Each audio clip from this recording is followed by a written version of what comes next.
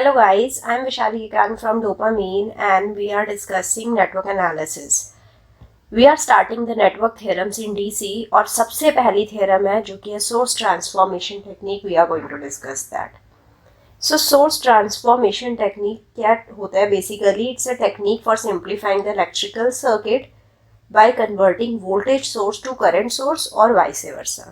So जब भी हमें सर्किट को सिंप्लीफाई करना हो तो हम क्या करते हैं, वोल्टेज सोर्स को करंट सोर्स में कन्वर्ट कर सकते हैं based on the given circuit. तो हम एग्जांपल की हेल्प से भी समझेंगे कि कब हम करंट सोर्स को वोल्टेज सोर्स में कन्वर्ट करते हैं और कब हम वोल्टेज सोर्स को करंट सोर्स में कन्वर्ट करते हैं. So basically it's a technique that simplify electrical circuit by converting voltage source to current source or current source to voltage source.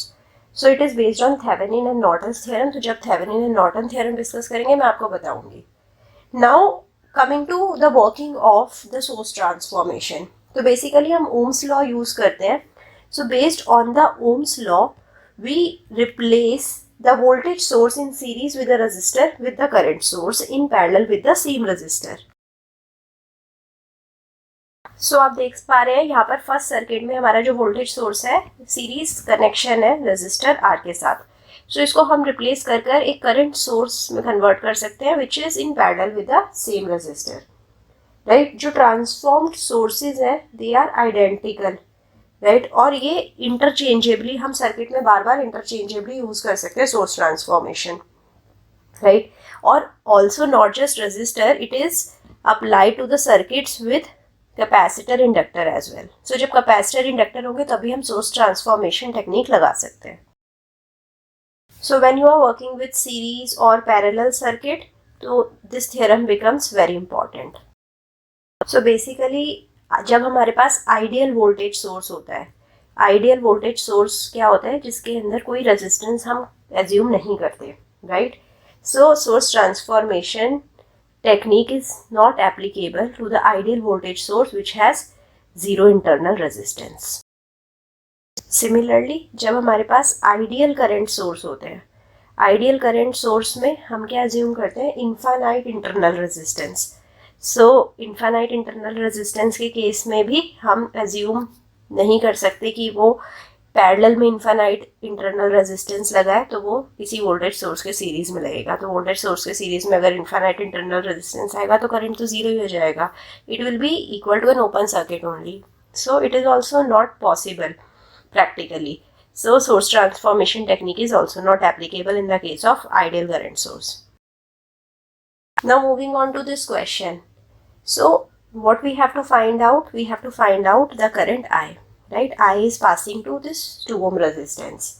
तो सोर्स ट्रांसफॉर्मेशन टेक्निक के अकॉर्डिंग यहाँ पर आप देखिए ये वोल्टेज और ये रेजिस्टेंस सीरीज में है तो इन्हें हम करंट सोर्स में कन्वर्ट कर सकते हैं. Now this 10 volt can be represented as a current source. Current की वैल्यू क्या आएगी, V क्या होता है इक्वल टू आई आर. अब जो करंट सोर्स की वैल्यू आएगी that will be equal to V upon R. Voltage क्या है 10, रेजिस्टेंस क्या है 1. सो पैरेलल में हमें सेम रेजिस्टेंस लगाना पड़ेगा.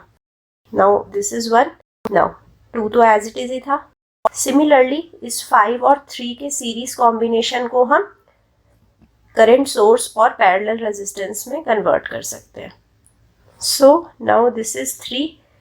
अब करंट सोर्स की वैल्यू क्या आएगी, V अपॉन आर. V क्या है 5 और रेजिस्टेंस कितना है 3. सो 5/3.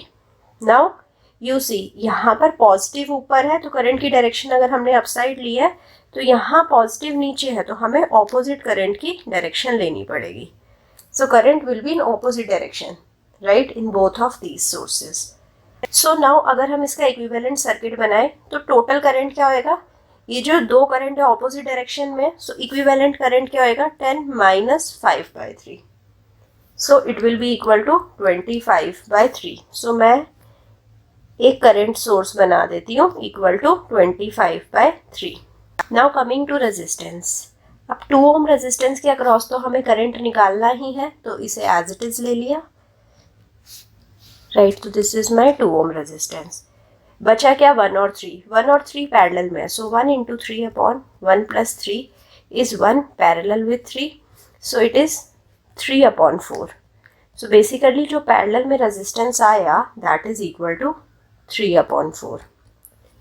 नाउ ये जो करंट है it is getting divided between 2 and 3/4. So current division principle लगाएंगे 25/4 इंटू, अगर हमें 2 वाली ब्रांच का करंट निकालना है आए, right, so it will be equal to parallel resistance divided by total resistance. So it will be equal to 25/11 ampere. So इस circuit में हमें अगर हम सिंपली देखते करंट की वैल्यू निकालना थोड़ा डिफिकल्ट था because of the complex set of this resistance, but because of the source transformation it became very easy. In the next class we will discuss some problems based on source transformation technique. It will be very informative and very important for you. Meet me soon in the next class. Till then, bye bye. Take care. Thank you.